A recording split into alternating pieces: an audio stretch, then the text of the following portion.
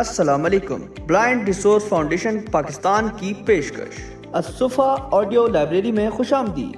پیش خدمت ہے نوٹس برائے نہم اور دہم کراچی بورڈ، جسے آپ کی خدمت میں الصفا آڈیو لائبریری کی جانب سے ریکارڈ کیا جا رہا ہے. مزید نوٹس اور کتب کے لیے ہمارے یوٹیوب چینل الصفا آڈیو لائبریری کو سبسکرائب کریں یا وزٹ کریں ہماری ویب سائٹ www.brfpakistan.org. ہمارا رابطہ نمبر ہے 0300-111-2737.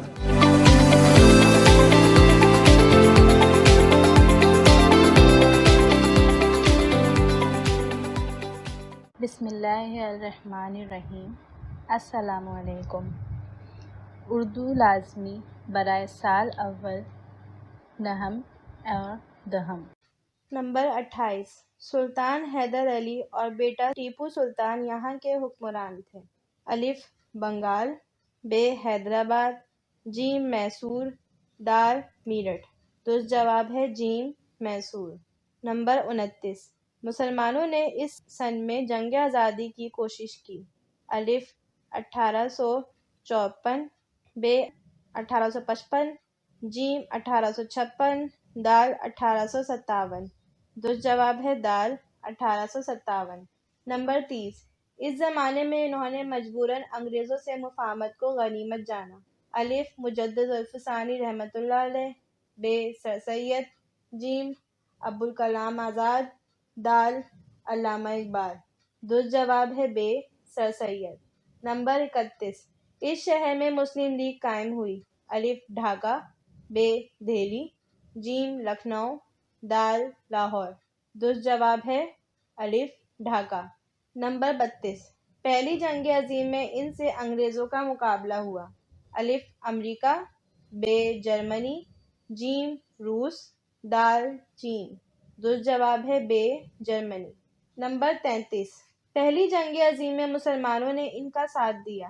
الف لبنان، ب جرمنی، جیم ترکی، دال ایران. درست جواب ہے جیم ترکی. نمبر 34. ہندوستان کے مسلمان ترکی کے سلطان کو سمجھتے تھے. الف بادشاہ، ب حکمران، جیم خلیفہ اسلام، دال امیر سلطان. درست جواب ہے جیم خلیفہ اسلام. نمبر 35. نظریہ پاکستان کے سبق میں ان شاعر کے اشعار شامل ہیں. الف غالب، ب فیض، جیم علامہ اقبال، دال مولانا ظفر علی. درست جواب ہے جیم علامہ اقبال. نمبر 36. اسلام کی سربلندی کے لیے کھڑے ہوئے. الف ڈاکٹر غلام مصطفیٰ خان، ب حضرت مجدد الفسانی رحمۃ اللہ علیہ، جیم مولانا شوکت علی، دال مولانا محمد علی جوہر. اس کا درست جواب ہے ب حضرت مجدد الفسانی رحمۃ اللہ علیہ. نمبر 37. ہندوؤں نے اردو کے مقابلے میں قائم کی. الف انگریزی زبان، ب فارسی زبان، جیم سنسکرت زبان، دال ہندی زبان. اس کا درست جواب ہے دال ہندی زبان. نمبر 38. پہلی جنگ عظیم چھڑ گئی. الف 1910 عیسوی میں، ب 1911 عیسوی میں، جیم 1912 عیسوی میں، دال 1913 عیسوی میں. درست جواب ہے ب 1911 عیسوی میں. 39. نظریہ پاکستان کا مقصد ہے. الف اسلامی اصول کو تجویز دینا، ب سیاست کرنا، جیم اسلامی فلاح و مملکت بنانا، دال اسلامی اصولوں کو یاد کرنا. درست جواب ہے جیم اسلامی فلاح و مملکت بنانا. نمبر 40. ہمارا جینا مرنا ہونا چاہیے. الف اپنے لیے، ب دوستوں کے لیے، جیم پڑوسیوں کے لیے، دال پاکستان کے لیے.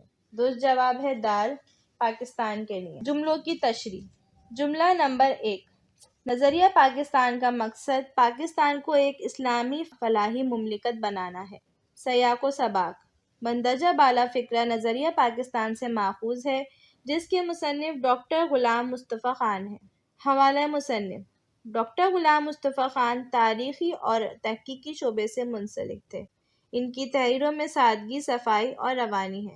انہوں نے خشک مضامین کو بھی ایسے تحریری حسن سے تر و تازہ اور شگفتہ بنایا کہ قاری اکتاہٹ محسوس نہ کرے۔ ان کا یہ مضمون نظریہ پاکستان کے حوالے سے ہمارے نصاب کی زینت ہے۔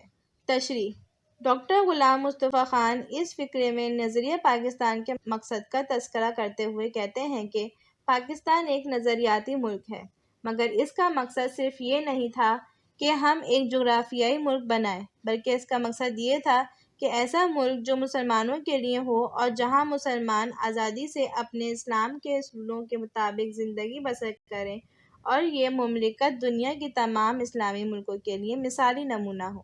جملہ نمبر 2، یہ وطنی قومیت جنوبی ایشیا کے مسلمانوں کو تحفظ دینے میں تو بالکل ناکام تھی۔ سیاق و سباق: مندرجہ بالا فقرہ نظریہ پاکستان سے ماخوذ ہے، جس کے مصنف ڈاکٹر غلام مصطفیٰ خان ہیں۔ حوالہ مصنف: ڈاکٹر غلام مصطفیٰ خان تاریخی اور تحقیقی شعبے سے منسلک تھے۔ ان کی تحریروں میں سادگی، صفائی اور روانی ہے۔ انہوں نے خشک مضامین کو بھی ایسے تحریری حسن سے تر و تازہ اور شگفتہ بنایا کہ قاری اکتاہٹ محسوس نہ کرے۔ ان کا یہ مضمون نظریہ پاکستان کے حوالے سے ہمارے نصاب کی زینت ہے۔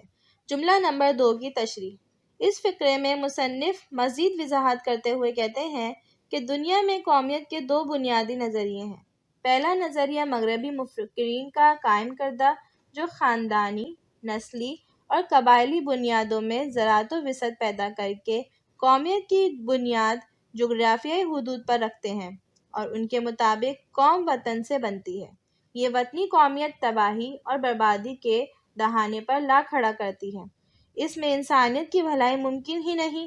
اس نظریے کے تحت ہندوستان کا رہنے والا ہندوستانی ہونا چاہیے، چاہے وہ مسلمان ہو۔ مسلمان ایک مجبور اقلیت بن کر رہ گئے تھے۔ اس وطنی قومیت کی وجہ سے جنوبی ایشیا کے مسلمان عدم تحفظ کا شکار ہو گئے تھے۔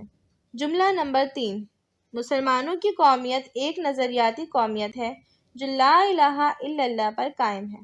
سیاق و سباق: مندرجہ بالا فقرہ نظریہ پاکستان سے ماخوذ ہے، جس کے مصنف ڈاکٹر غلام مصطفیٰ خان ہیں۔ حوالہ مصنف: ڈاکٹر غلام مصطفیٰ خان تاریخی اور تحقیقی شعبے سے منسلک تھے۔ ان کی تحریروں میں سادگی، صفائی اور روانی ہے۔ انہوں نے خشک مضامین کو بھی ایسے تحریری حسن سے تر و تازہ اور شگفتہ بنایا کہ قاری اکتاہٹ محسوس نہ کرے۔ ان کا یہ مضمون نظریہ پاکستان کے حوالے سے ہمارے نصاب کی زینت ہے۔ جملہ نمبر 3 کی تشریح: ڈاکٹر غلام مصطفیٰ خان اس جملے میں مسلمانوں کے نظریاتی قومیت کی وضاحت کرتے ہوئے کہتے ہیں کہ مسلمانوں کی قومیت کا دار و مدار کلی طور پر کلمہ توحید پر ہے۔ ان میں رنگ و نسل کا کوئی فرق نہیں، امیری غریبی کوئی معنی نہیں رکھتی، علاقائیت کی پابندی نہیں۔ مسلمانوں کا اللہ ایک، قرآن ایک اور قبلہ ایک ہے، اور اس عقیدے کو ماننے والے سب ملت اسلامیہ کا حصہ ہیں۔ اس لیے اسے مسلمانوں کی نظریاتی قومیت کہا جاتا ہے، جس میں کوئی امتیاز نہیں بلکہ مساوات ہے۔ ہر انسان کے حقوق و فرائض ہیں، خواہ وہ کمزور ہو یا طاقتور، اور اسی عقیدے کی روشنی میں اسلامی نظام حیات قائم و دائم ہے۔ اس لیے مسلمان نظریاتی قومیت پر یقین رکھتے اور عمل پیرا ہیں۔ وہ مغربی نظریے کو بالکل تسلیم نہیں کر سکتے۔ جملہ نمبر 4، انہوں نے مسلمانوں کو ان کے کاروبار سے محروم کرنے کی کوشش کی اور ملازمتوں پر بھی قابض ہو گئے۔ سیاق و سباق: مندرجہ بالا فقرہ نظریہ پاکستان سے ماخوذ ہے، جس کے مصنف ڈاکٹر غلام مصطفیٰ خان ہیں۔ حوالہ مصنف: ڈاکٹر غلام مصطفیٰ خان تاریخی اور تحقیقی شعبے سے منسلک تھے۔ ان کی تحریروں میں سادگی، صفائی اور روانی ہے۔ انہوں نے خشک مضامین کو بھی ایسے تحریری حسن سے تر و تازہ اور شگفتہ بنایا کہ قاری اکتاہٹ محسوس نہ کرے۔ ان کا یہ مضمون نظریہ پاکستان کے حوالے سے ہمارے نصاب کی زینت ہے۔ جملہ نمبر 4 کی تشریح: ڈاکٹر غلام مصطفیٰ خان اس فقرے میں ہندوؤں کی مسلم دشمنی کے بارے میں وضاحت کرتے ہوئے کہتے ہیں کہ برصغیر پاک و ہند کی قوموں نے مل کر ایک جماعت کانگریس کے نام سے تشکیل دی، جس کا مقصد انگریزوں سے ملک کو آزاد کروانا تھا، مگر مسلمانوں کو جلد ہی اس بات کا اندازہ ہو گیا کہ یہ جماعت صرف اور صرف ہندوؤں کی فلاح و بہبود چاہتی ہے۔ مسلمانوں کے مفادات سے اسے کوئی غرض نہیں، کیونکہ کانگریس نے اپنی دشمنی کی بنیاد پر مسلمانوں کو ملازمتوں سے برطرف کرنا شروع کر دیا، ان کی جائیدادیں اور املاکیں ضبط کر لیں، سرکاری ملازمتوں سے بھی بے دخل کر دیا تھا تاکہ مسلمان مفلوق الحالی اور بے بسی تباہی و بربادی کا شکار ہو جائیں۔ اعلیٰ عہدے اور سرکاری عہدے خود سنبھالے تاکہ مسلمان ذلت و رسوائی سے زندگی گزارنے پر مجبور ہو جائیں۔ نثر پاروں کی تشریح۔ نثر پارہ نمبر 1۔ مسلمانوں نے ہمیشہ رواداری کو اپنا شیوا بنایا، یہاں سے لے کے اسلامی قدروں کو نئے سرے سے فروغ دیا، یہاں تک۔ سیاق و سباق۔ مندرجہ بالا فن پارہ نظریہ پاکستان سے ماخوذ ہے، جس کے مصنف ڈاکٹر غلام مصطفیٰ خان ہیں۔ حوالہ مصنف: ڈاکٹر غلام مصطفیٰ خان تاریخی اور تحقیقی شعبے سے منسلک تھے۔ ان کی تحریروں میں سادگی، برجستگی اور روانی ہے۔ انہوں نے خشک مضامین کو بھی اپنی تحریری حسن سے تر و تازہ اور شگفتہ بنایا کہ قاری اکتاہٹ محسوس نہ کرے۔ ان کا یہ مضمون نظریہ پاکستان کے عنوان سے ہمارے نصاب کی زینت ہے۔ ان کی ذات اور فن میں کوئی تضاد نہیں۔ انہوں نے اہل قلم ہونے کا نہ صرف ثبوت دیا بلکہ حق ادا کر دیا ہے۔ نثر پارہ 1 کی تشریح۔ اس فن پارے میں مصنف نظریہ پاکستان کے پس منظر کو بیان کرتے ہوئے کہتے ہیں کہ یہ پس منظر ہمارے ملک کی نئی نسلوں کو معلوم ہونا چاہیے۔ اس بنیادی ضرورت کو پیش نظر رکھ کر انہوں نے مسلمانوں کی قومیت کو تفصیل سے بیان کیا، بلکہ یہ بھی باور کرایا کہ پاکستان کیوں ضروری تھا۔ اس پیرے میں وہ یہ کہتے ہیں کہ مسلمان ہمیشہ سے اسلامی اصولوں کا کاربند رہے۔ انہوں نے ہمیشہ دوسری قوموں کے ساتھ بہتر اور عمدہ تعلقات استوار کرنے کی کوشش کی۔ ان کی کوشش ہوتی ہے کہ رواداری اور حسن سلوک کو پیش نظر رکھا جائے۔ جب کبھی غیر مسلم قوموں نے مسلمانوں پر غالب آنا چاہا، انہوں نے ڈٹ کر مقابلہ کیا۔ شہنشاہ اکبر نے اپنے دور حکومت میں ہندوؤں کے ساتھ بے جا حسن سلوک اور رواداری برتی، جس کے نتیجے میں ہندوانہ رسم و رواج مذہب میں داخل ہونے لگے اور اس حد تک مسلمان اپنے مذہبی معمولات میں بھی پابند ہونے لگے، ان کی آزادی ختم ہونے لگی۔ اس صورتحال کے پیش نظر آخرکار حضرت شیخ احمد سرہندی فاروقی رحمۃ اللہ علیہ، جن کا لقب حضرت مجدد الفسانی رحمۃ اللہ علیہ مشہور ہے، اسلامی وقار کے تحفظ کے لیے اٹھ کھڑے ہوئے۔ اسلامی طور طریقوں کو فروغ دینے کے لیے انہیں کئی مشکلات کا سامنا کرنا پڑا، یہاں تک کہ گوالیار میں انہیں قلعے میں قید کر دیا، مگر انہوں نے ان تکالیف اور مشکلات کی کوئی پرواہ نہ کی۔ انہیں رہائی اور کامیابی حاصل ہوئی اور ہندوؤں کو ناکامی کا سامنا کرنا پڑا۔ اکبر کے یہ طریقے جہانگیر دور حکومت میں کسی حد تک کم ہو گئے۔ نثر پارہ نمبر 2۔ یہاں یہ سمجھ لینا ضروری ہے کہ دنیا میں قومیت کی تشکیل کی 2 بنیادیں ہیں، یہاں سے لے کے مسلمان اس نظریے کے تحت ایک مجبور اقلیت بن جاتے ہیں۔ سیاق و سباق۔ مندرجہ بالا فن پارہ نظریہ پاکستان سے ماخوذ ہے، جس کے مصنف ڈاکٹر غلام مصطفیٰ خان ہیں۔ حوالہ مصنف: ڈاکٹر غلام مصطفیٰ خان تاریخی اور تحقیقی شعبے سے منسلک تھے۔ ان کی تحریروں میں سادگی، برجستگی اور روانی ہے۔ انہوں نے خشک مضامین کو بھی اپنی تحریری حسن سے تر و تازہ اور شگفتہ بنایا کہ قاری اکتاہٹ محسوس نہ کرے۔ ان کا یہ مضمون نظریہ پاکستان کے عنوان سے ہمارے نصاب کی زینت ہے۔ ان کی ذات اور فن میں کوئی تضاد نہیں۔ انہوں نے اہل قلم ہونے کا نہ صرف ثبوت دیا ہے بلکہ حق ادا کر دیا ہے۔ نثر پارہ 2 کی تشریح۔ مصنف اس فن پارے میں نظریہ پاکستان کی مزید وضاحت کرتے ہوئے کہتے ہیں کہ ہمیں اس بات کو اچھی طرح ذہن نشین کرنا چاہیے کہ تمام دنیا کے تمام ممالک سیاسی قومیت اور جغرافیائی حدود کی بنیاد پر بنائے گئے ہیں، جو کہ مغربی نظریہ ہے، مگر پاکستان مشرقی اور اسلامی نظریے کی بنیاد پر بنا، اس لیے یہ مغربیت سے جدا ہے۔ مغربی نظریے کی بنیاد خاندان، نسل، قبائل، زبان اور جغرافیائی حدود پر قائم ہے، جیسے ہندوستان کا رہنے والا ہندوستانی، جرمنی کا رہنے والا جرمنی، برطانوی، انگریز، امریکی وغیرہ۔ اس نظریے کے تحت ایک ملک اپنے مفاد کی خاطر دوسرے ملک کا دشمن بن جاتا ہے اور جنگیں ہوتی ہیں۔ موجودہ جنگیں اس بات کا واضح ثبوت ہیں۔ وطن اور نظام کے لحاظ سے جنوبی ایشیا کے مسلمان نظام حکومت کو نہیں اپنا سکتے۔ اگر وہ ہندوستان میں رہنے کی بنا پر ہندوستانی بن جائے تو ہندو قوم اکثریت کے زور پر ہر وہ قدم اٹھاتی جو مسلمانوں کے خلاف ہوتا، اور اسی طرح مسلمان بے بس اور مجبور قوم بن جاتے۔ ان کا جینا دوبھر ہو جاتا، زندگی کا دائرہ تنگ ہو جاتا، انہیں اقلیت قرار دے دیا جاتا، ان کی مذہبی آزادی ختم کر دی جاتی۔ عالمگیر جنگوں کی بنیاد یہی نظریہ ہے۔ اس کے برعکس مسلمانوں کا نظریہ قومیت، جس کی بنیاد حضور اکرم صلی اللہ علیہ وآلہ وسلم کی قائم کردہ ہے، اس نظریے کے تحت مذہب، عقیدے اور توحید پر ایمان رکھنے والے ملت اسلامیہ کہلاتے ہیں، اور پاکستان اسی نظریے کی بنیاد پر قائم کیا گیا ہے۔ اس لیے مسلمان ایک قوم ہے، خواہ وہ کسی بھی ملک کے رہنے والے ہوں۔ نثر پارہ نمبر 3۔ مسلمانوں کی قومیت ایک نظریاتی قومیت ہے، یہاں سے لے کر جکڑی ہوئی تھی یہاں تک۔ سیاق و سباق: مندرجہ بالا فن پارہ نظریہ پاکستان سے ماخوذ ہے، جس کے مصنف ڈاکٹر غلام مصطفیٰ خان ہیں۔ حوالہ مصنف: ڈاکٹر غلام مصطفیٰ خان تاریخی اور حقیقی شعبے سے منسلک تھے۔ ان کی تحریروں میں سادگی، برجستگی اور روانی ہے۔ انہوں نے خشک مضامین کو بھی اپنے تحریری حسن سے تر و تازہ اور شگفتہ بنایا کہ قاری اکتاہٹ محسوس نہ کرے۔ ان کا یہ مضمون نظریہ پاکستان کے عنوان سے ہمارے نصاب کی زینت ہے۔ ان کی ذات اور فن میں کوئی تضاد نہیں۔ انہوں نے اہل کرم ہونے کا نہ صرف ثبوت دیا ہے بلکہ حق ادا کیا ہے۔ نثر پارہ نمبر 3 کی تشریح: مصنف اس فن پارے میں مسلمانوں کی قومیت اور مغربی قومیت کے نظریے کا جائزہ پیش کرتے ہوئے کہتے ہیں کہ مسلمانوں کی قومیت اور مغربی نظریہ ایک دوسرے کے برعکس ہیں۔ مسلمانوں کی قومیت اور نظریے کے تحت پاکستان وجود میں آیا، جس کی بنیاد کلمہ توحید پر ہے۔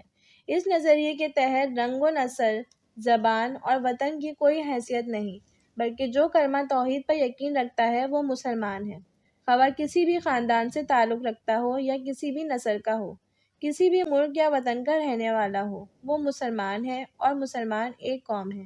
دنیا بھر میں مسلمان خواہ کسی بھی خطے میں رہتے ہوں، کالے ہوں یا گورے، بس مسلمان ہیں۔ ملت اسلامیہ کا ہر فرد ایک ہے، ان کا خدا ایک، قرآن ایک، قبلہ ایک۔ اگر کسی بھی ملک پر مسلمانوں پر کوئی پریشانی اور مشکل آتی ہے تو سب ایک ہو جاتے ہیں۔ دوسرے ممالک میں رہنے والے مسلمانوں کو یہی اسلامی نظریہ ان کو باعزت مقام دلا سکتا ہے، ورنہ وہ غیر مسلم اکثریت کے غلام بن کر رہ جاتے۔ ہمارے ملک میں مختلف قومیں آباد ہیں۔ ہندو دھرم، جس نے اپنے ہی لوگوں کو 4 ٹکڑوں میں بانٹ دیا ہے اور چھوت چھات کے قائل ہیں۔ یہ لوگ خود مختلف ذاتوں کے ہیں اور آپس میں میل جول کے قائل نہیں، تو وہ مسلمانوں کا ساتھ کیسے قبول کر سکتے ہیں؟ عیسائی اور یہودیت بھی یکسانیت کے قائل نہیں، مگر صرف اسلام ایک ایسا مذہب ہے جس میں ایک ملت واحد کا تصور موجود ہے اور عقیدے کی بنیاد پر سب ایک ہے۔ نثر پارہ نمبر 4۔ پاکستان قائم کرنے کا فیصلہ ہندوؤں کو بہت ناگوار گزرا، مورز وجود میں آ گیا۔ یہاں تک۔ سیاق و سباق: مندرجہ بالا فن پارہ نظریہ پاکستان سے ماخوذ ہے، جس کے مصنف ڈاکٹر غلام مصطفیٰ خان ہیں۔ حوالہ مصنف: ڈاکٹر غلام مصطفیٰ خان تاریخی اور تحقیقی شعبے سے منسلک تھے۔ ان کی تحریروں میں سادگی، برجستگی اور روانی ہے۔ انہوں نے خشک مضامین کو بھی اپنے تحریری حسن سے تر و تازہ اور شگفتہ بنایا کہ قاری اکتاہٹ محسوس نہ کر سکے۔ ان کا یہ مضمون نظریہ پاکستان کے عنوان سے ہمارے نصاب کی زینت ہے۔ ان کی ذات اور فن میں کوئی تضاد نہیں۔ انہوں نے اہل کرم ہونے کا نہ صرف ثبوت دیا ہے بلکہ حق ادا کر دیا ہے۔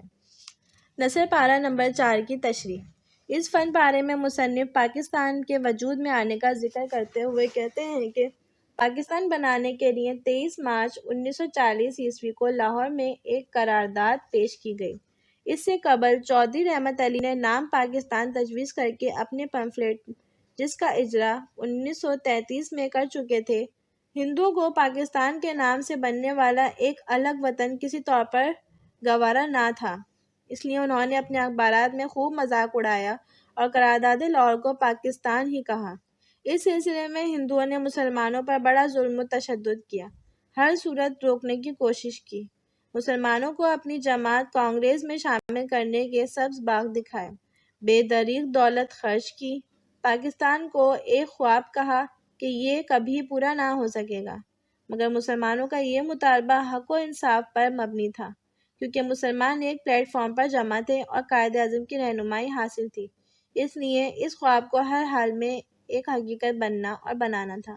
ہندوؤں کی دولت اور طاقت حق و انصاف اور اتحاد کے سامنے بیکار ثابت ہوئی، اور مسلمانوں کو اپنے یقین کامل، اتحاد اور مسلسل جدوجہد کرتے رہنے کی وجہ سے کامیابی ہوئی، اور آخرکار 14 اگست 1947 کو پاکستان ایک حقیقت کے روپ میں دنیا کے نقشے پر ابھرا۔